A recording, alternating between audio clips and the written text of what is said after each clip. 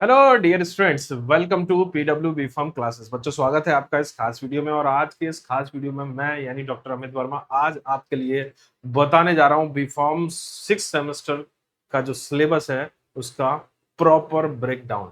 जी हाँ दोस्तों, यहाँ पर कितने सब्जेक्ट्स होते हैं, कौन कौन से सब्जेक्ट्स होते हैं ये तो हम जानेंगे, लेकिन उन सब्जेक्ट्स के अंदर कौन कौन से टॉपिक्स हैं जो कि हमें पढ़ने हैं 6 सेमेस्टर में, उनके बारे में भी जानेंगे।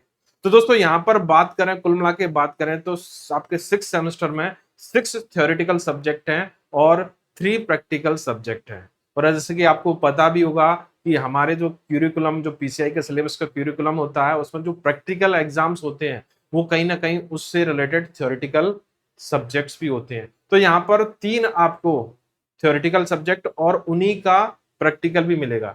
जैसे मेडिसिनल केमिस्ट्री, यहाँ पर अगर बात करें तो medicinal chemistry third, pharmacology third और हर्बल ड्रग टेक्नोलॉजी इसके थ्योरेटिकल भी हैं और प्रैक्टिकल भी हैं। इसके अलावा तीन जो सब्जेक्ट्स हैं वो प्योर रूप से पूरी तरह से कैसे हैं आपके थ्योरेटिकल है। Biopharmaceutics and pharmacokinetics, quality assurance और साथ ही साथ आपका फार्मास्यूटिकल बायोटेक्नोलॉजी।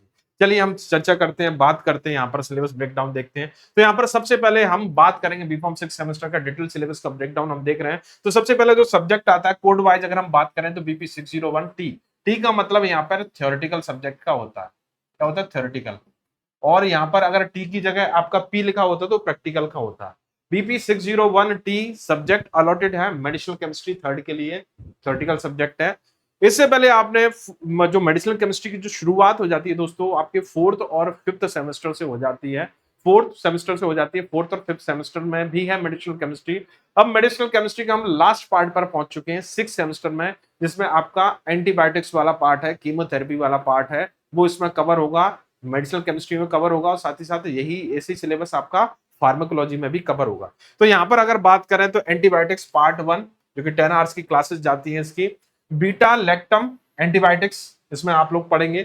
इसमें आपका penicillin, cephalosporin, beta lactamase inhibitor, monobactam, ये सभी के सभी आएंगे। इसका हम डिग्रेडेशन भी देखेंगे कि इनका डिग्रेडेशन कैसे होती है, मेटाबॉलिज्म कैसे होती है। साथ ही साथ एसएआर, एसएआर का मतलब क्या होता है? Structure activity relationship. Structure activity relationship भी हमें है इंपॉर्टेंट ड्रग्स का पढ़ना होगा। फिर आते हैं हम दूसरे दूसरे एंटीबायोटिक्स पर, दूसरी कैटेगरी पर, जिसका नाम है अमीनोग्लाइकोसाइड, जिसमें आते हैं आपके स्ट्रेप्टोमाइसिन, नियोमाइसिन और कानामाइसिन। इन ड्रग्स के बारे में हम लोग डिटेल इनकी मेडिसिनल केमिस्ट्री पढ़ेंगे।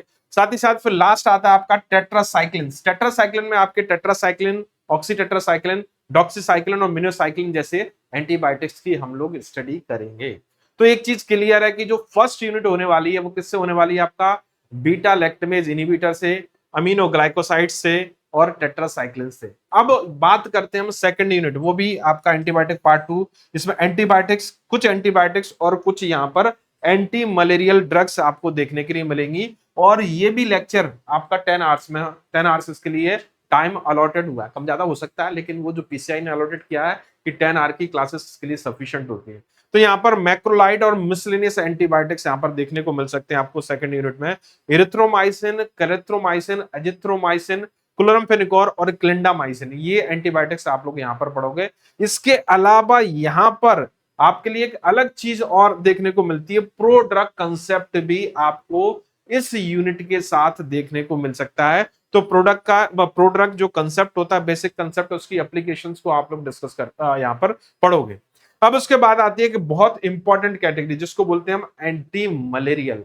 यहाँ पर आप एंटी मलेरियल ड्रग्स के साथ में उसकी एटियोलॉजी, क्वानोलिन जो आपका एंटी मलेरियल ड्रग है उसका एसएआर, क्लोरोक्वीन, बिगुआनाइट्स और मिसलेनियस आपके जो भी एंटी मलेरियल ड्रग्स हैं उनको आप यहां पर पढ़ोगे।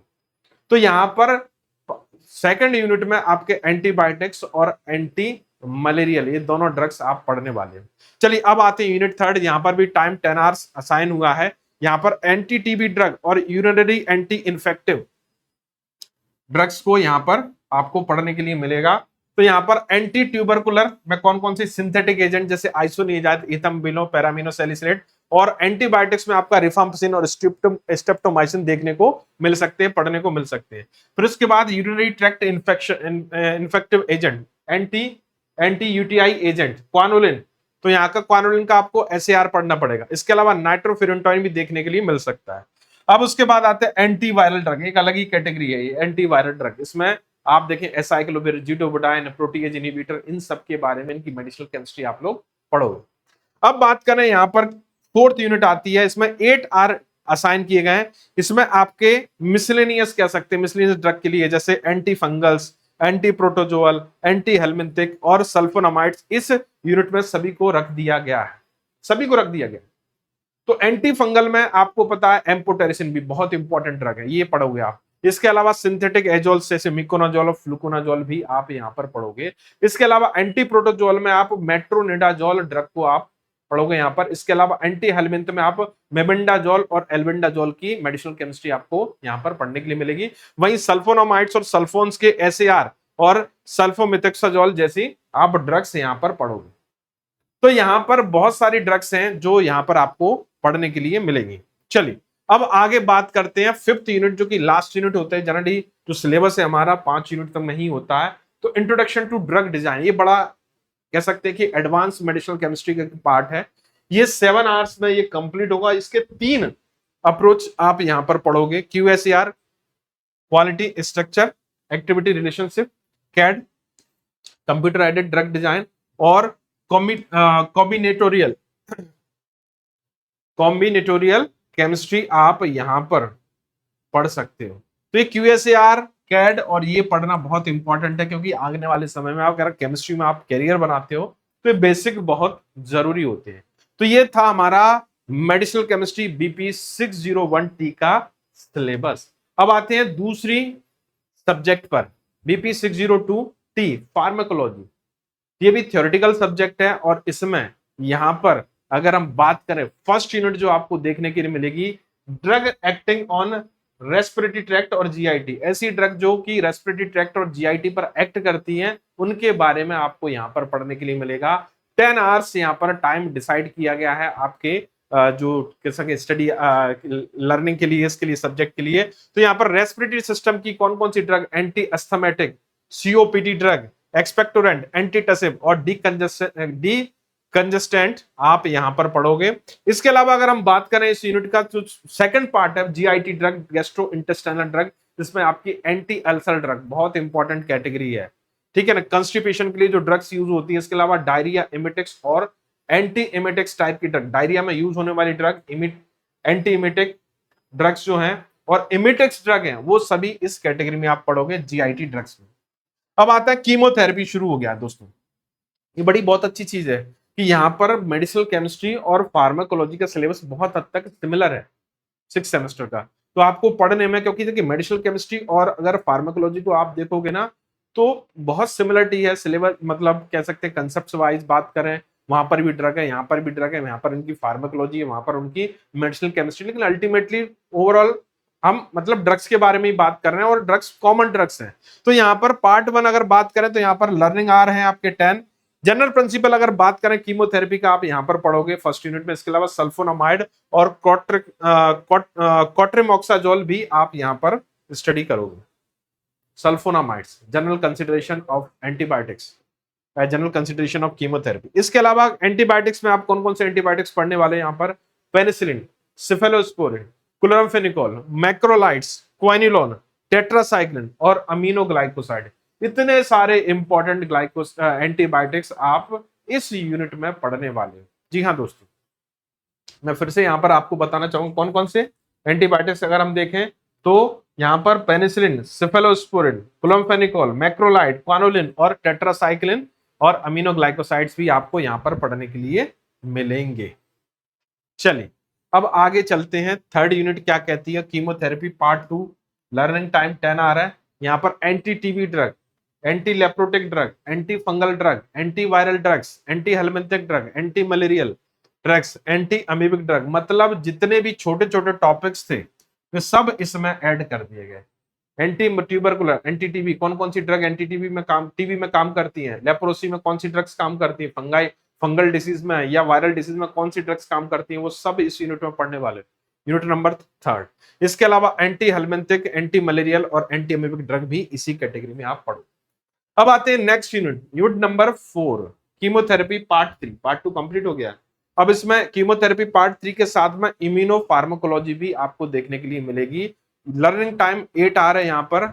अगर हम बात करें यहाँ पर देखें तो कीमोथेरेपी में drug for the UTI infection के लिए कौन कौन सी ड्रग्स यूज होते हैं, एसटीडीज सेक्सुअली ट्रांसमिटेड डिसीज और मेलिग्नेंसी के बारे में भी आप यहां पर पढ़ोगे। इसके अलावा इम्यूनो फार्माकोलॉजी में आप इम्यूनो स्टिमुलेंट्स, इम्यूनो सप्रेसेंट और मोनोक्लोनल एंटीबॉडीज और बायोसिमिलर्स के बारे में आप यहां पर पढ़ोगे। बहुत इंपॉर्टेंट है दोस्तों ये, ठीक है। तो यहां पर क्या आप कीमोथेरेपी पढ़ोगे, कौन सी यूटीआई के लिए यूज होने वाली ड्रग्स, एसटीडी और मेलिग्नेंसी के बारे में भी पढ़ोगे, साथ ही साथ इम्यूनो फार्माकोलॉजी भी आपको देखने के लिए मिलेगी यहां पर। अब आते हैं हम लोग लास्ट 5th यूनिट पर। इसमें टॉक्सिकोलॉजी और क्रोनोफार्माकोलॉजी के बारे में स्टडी करेंगे। टॉक्सिकोलॉजी क्या होती है, acute, subacute, chronic, chronic toxicity, genotoxicity, carcinotoxicity और साथ ही साथ पॉइजनिंग का ट्रीटमेंट भी आपको इस यूनिट में पढ़ने के लिए मिलेगा। और साथ ही साथ अगर हम बात करें क्रोनोफार्माकोलॉजी, बायोलॉजिकल रिदम साइकिल्स और क्रोनोथेरेपी भी यहां पर इस यूनिट में आपको देखने के लिए मिलेंगे। तो दोस्तों ये था हमारा सिलेबस किसका, pharmacology, third, subject code BP602T।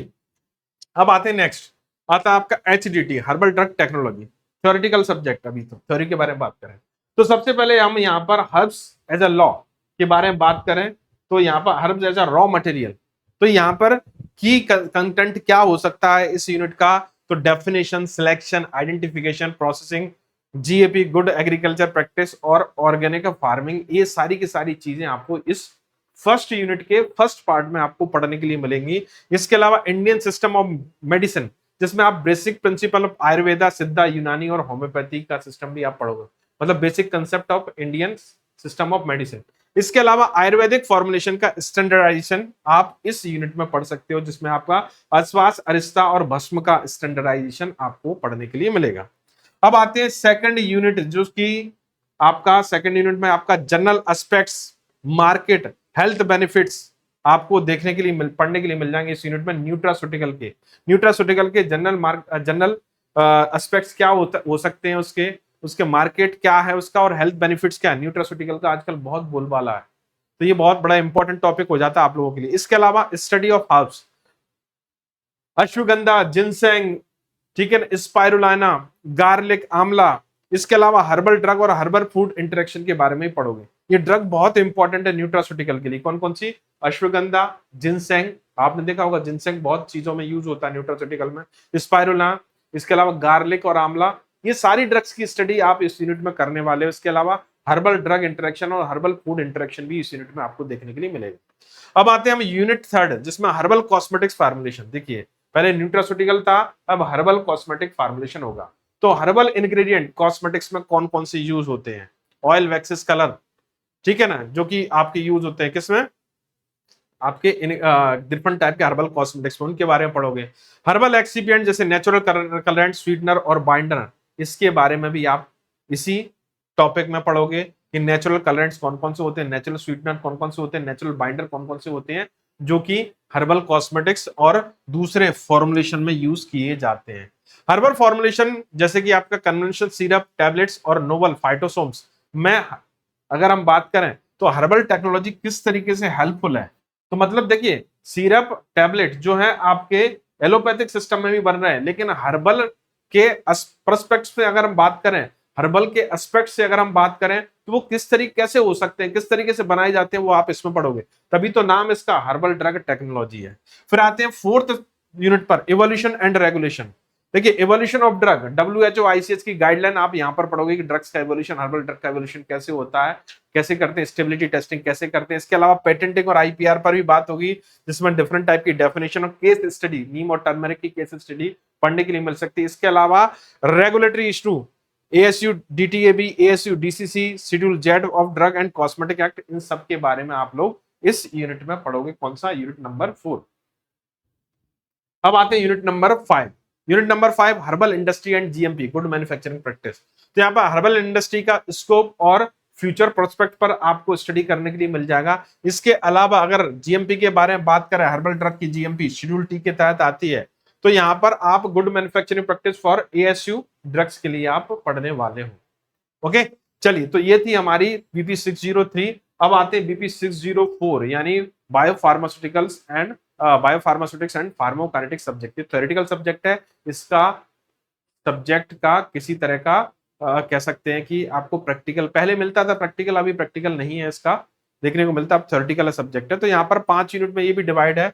सबसे पहली जो यूनिट है इंट्रोडक्शन टू बायोफार्मास्यूटिक्स, जिसमें आप बायोफार्मास्यूटिक्स का जनरल इंट्रोडक्शन पढ़ोगे, साथ ही साथ एब्जॉर्प्शन मैकेनिज्म, फार्माकोकाइनेटिक्स क्या होती है, एब्जॉर्प्शन मैकेनिज्म क्या होती है, डिस्ट्रीब्यूशन मैकेनिज्म क्या होती है, एब्जॉर्प्शन कौन कौन सी मैकेनिज्म होती है एब्जॉर्प्शन के लिए, कौन कौन से फैक्टर्स होते हैं जो एब्जॉर्प्शन को अफेक्ट करते हैं, और नॉन ओरल ड्रग एब्जॉर्प्शन कौन कौन से होते हैं उन पर भी बात होगी। इसके अलावा ड्रग डिस्ट्रीब्यूशन जो सेकंड फार्माकोकाइनेटिक प्रोसेस होती है, इसमें आप ड्रग डिस्ट्रीब्यूशन कैसे होता है, क्या होता है, कौन कौन से बैरियर्स होते हैं, वॉल्यूम ऑफ डिस्ट्रीब्यूशन क्या होता है, ड्रग बाइंडिंग क्या होती है, इसके बारे में आप इस यूनिट में पढ़ोगे।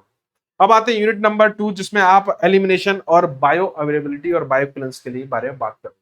अवेलेबिलिटी सॉरी एलिमिनेशन का मतलब होता है यहाँ पर ड्रग बायो ट्रांसफॉर्मेशन और excretion.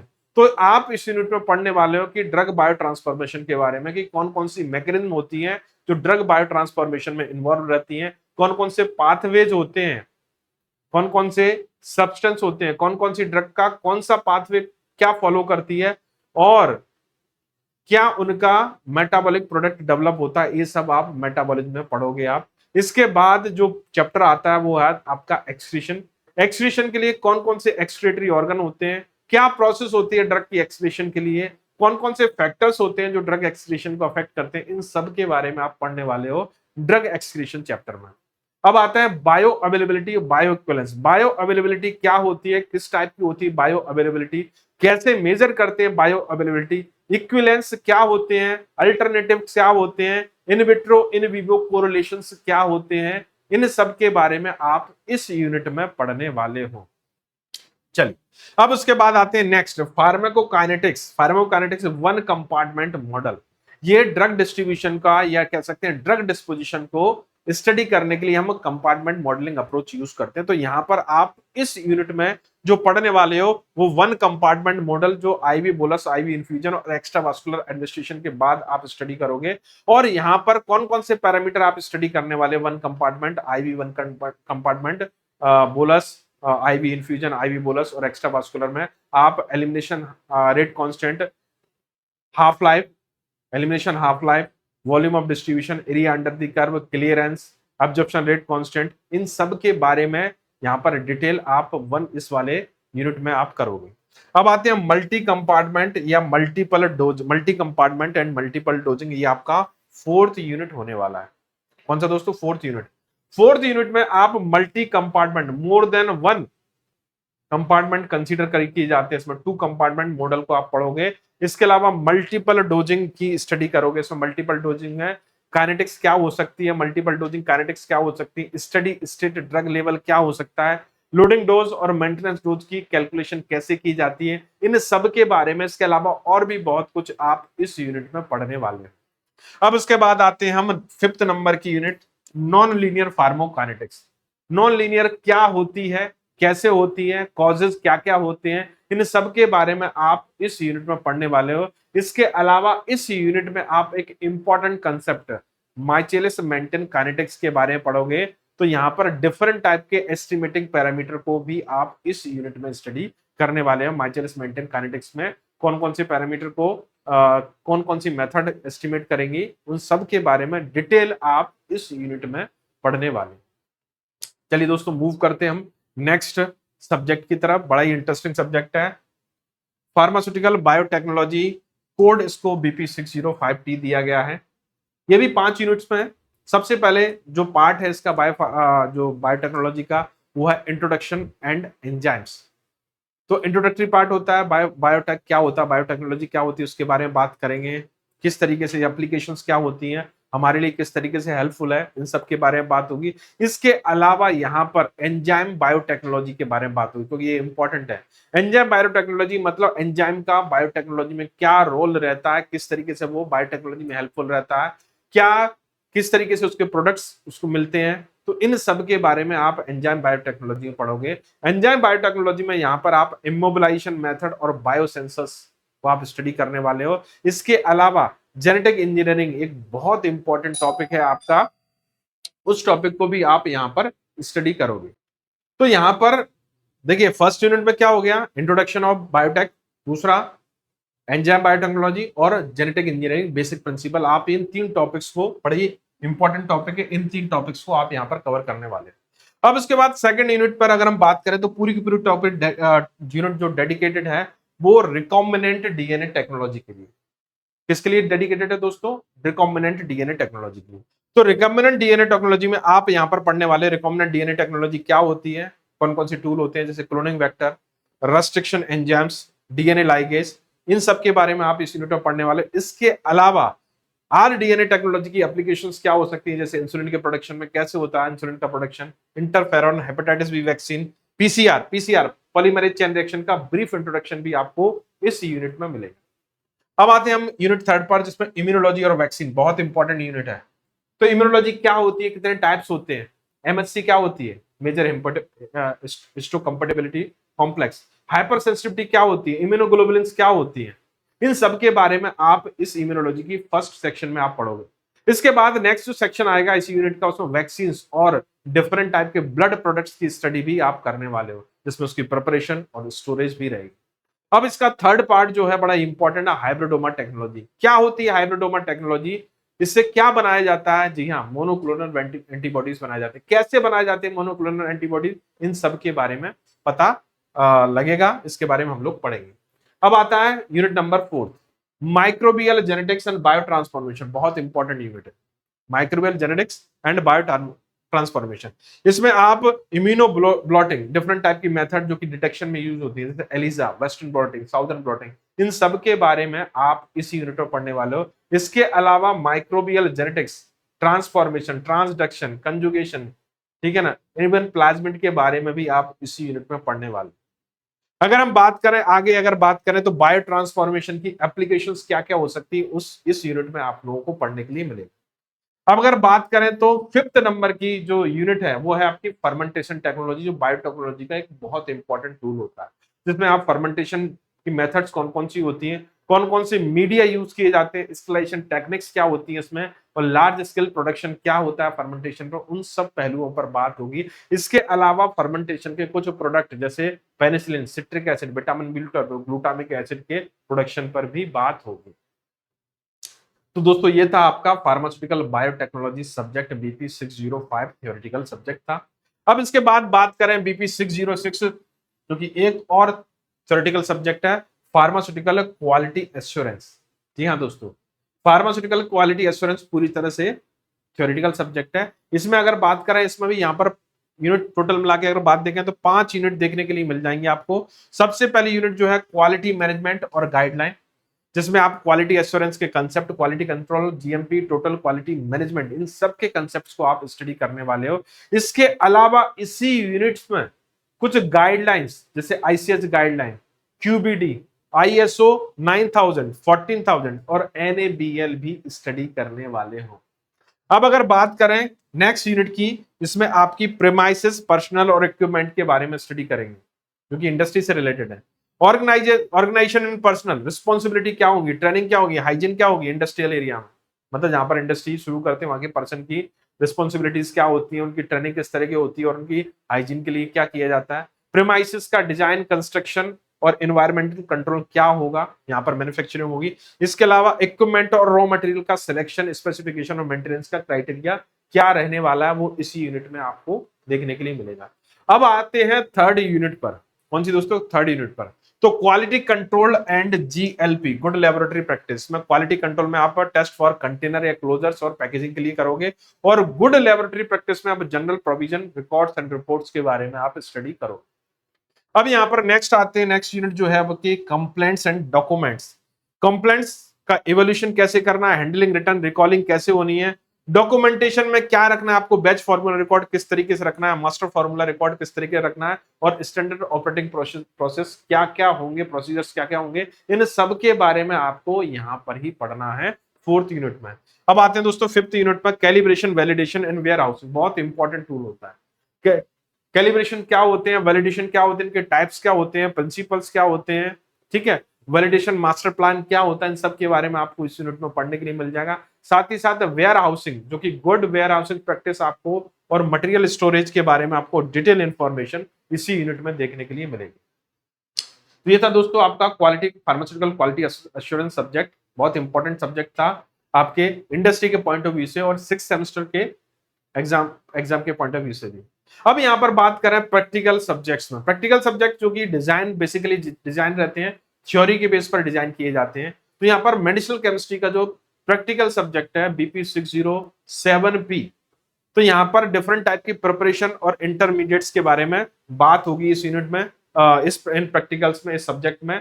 Sulphanilamide, 7 hydroxy 4 methyl काउमेरिन, chlorobutanol, ट्राइफेनाइल imidazole, टोलब्यूटामाइड, हेक्सामाइन, ठीक है, इन सभी के प्रिपरेशन को कहां पर किया जाएगा, आपके मेडिसिनल केमिस्ट्री के प्रैक्टिकल में किया जाएगा, ठीक है।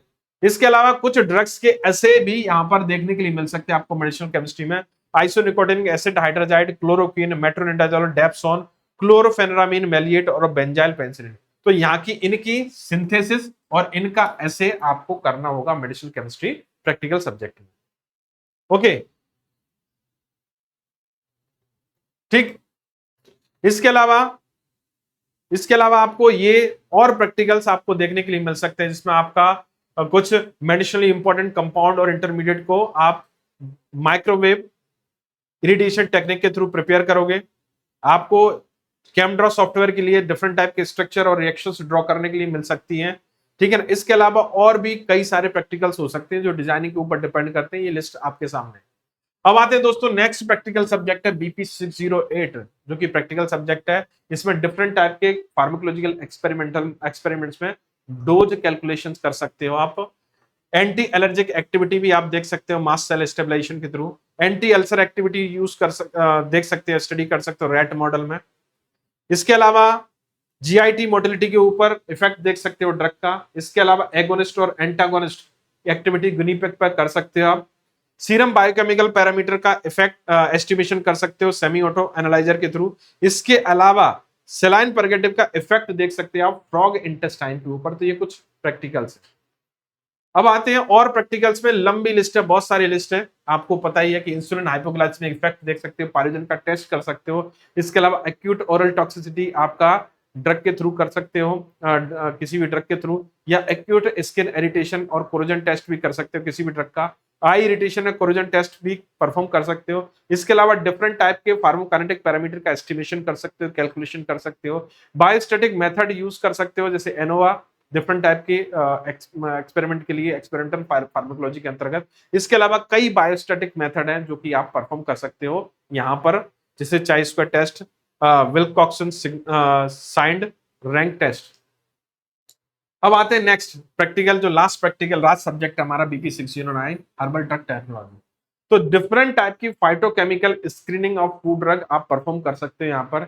इसके अलावा अस्वा एंड अरिस्ता का एल्कोहल कंटेंट डिटरमाइन कर सकते हो, ठीक है ना। नेचुरल ओरिजिन से मिलने वाले जो एक्सीपेंट है उनका इवोल्यूशन परफॉर्म कर सकते हो। इसके अलावा प्रिपेयर और स्टैंडर्डाइज एक्सट्रैक्ट है, ठीक है ना, जो कॉस्मेटिक फॉर्मुलेशन में इनकॉर्पोरेट करके उनका इवोल्यूशन कर सकते हैं जैसे क्रीम, लोशन और शैम्पू में। इसके अलावा डिफरेंट टाइप के सिरप मिक्सचर जो कि हर्बल कह सकते हैं कि फॉर्मुलेशन है, उनमें डिफरेंट टाइप के इंग्रेडिएंट इनकॉर्पोरेट करके, ठीक है, और डिफरेंट टाइप के स्टैंडर्डाइज एक्सट्रैक्ट प्रिपेयर करके और इनकॉर्पोरेट करने के बाद उनका आप इवोल्यूशन कर सकते हो डिफरेंट फार्माकोपियल पैरामीटर के थ्रू। इसके अलावा आप हर्बल ड्रग के रिसेंट फार्माकोपिया के मोनोग्राफ की एनालिसिस कर सकते हो। एल्डिहाइड कंटेंट का डिटरमाइन कर सकते हो आपके ऑब्जेक्ट में, या फिनॉल कंटेंट और टोटल एल्कलॉइड का भी डिटरमिनेशन कर सकते हो। तो दोस्तों ये थे हमारा 6 सेमेस्टर का सब्जेक्ट ब्रेकडाउन, जो कि हमने देखा कि कौन कौन से सब्जेक्ट हमें पढ़ने हैं। तो कुल मिला के हमें यहाँ पर 6 थ्योरेटिकल सब्जेक्ट और 3 प्रैक्टिकल, मतलब 9 सब्जेक्ट यहाँ पर इस सेमेस्टर में देखने को मिलेंगे। यानी अच्छा खासा लेंथी सिलेबस आपको देखने के लिए मिलेगा। लेकिन ये बहुत इंपॉर्टेंट सब्जेक्ट है आपके कॉम्पिटिटिव एग्जाम के पॉइंट ऑफ व्यू से और साथ ही साथ इंडस्ट्रियल एस्पेक्ट्स के। तो आप इस सेमेस्टर को बड़े ही ध्यान से पढ़िए दोस्तों, ठीक है ना। तो आपका भी सेमेस्टर होगा, तो इस सेमेस्टर में आपको ध्यान देना है इन सब्जेक्ट्स पर, एक स्ट्रेटजी बनानी है प्रॉपर आपको कि किस सब्जेक्ट में आपको किस तरीके से पढ़ाई करनी है। तो दोस्तों मिलते हैं हम लोग नेक्स्ट वीडियो में, तब तक के लिए मैं आपसे आज्ञा चाहूँगा। Thank you so much, take care, जय हिंद, जय भारत, नमस्कार।